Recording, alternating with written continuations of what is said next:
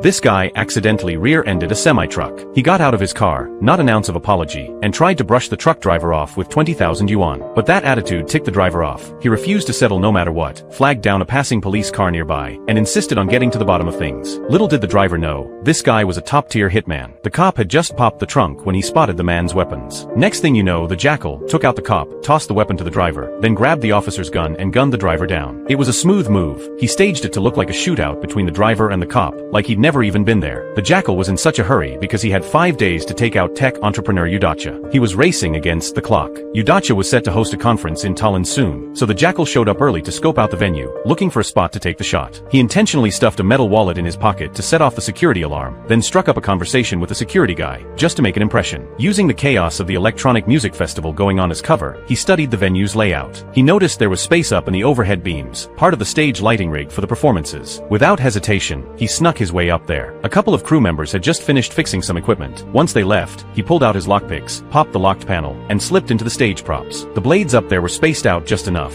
Find the right spot, and he could take out someone on stage with a single sniper shot. He pulled out his phone to measure the distance, but right then, a crew member in the back hit the switch, and the blade started spinning out of nowhere. Panicked, the Jackal clung for dear life to a wire.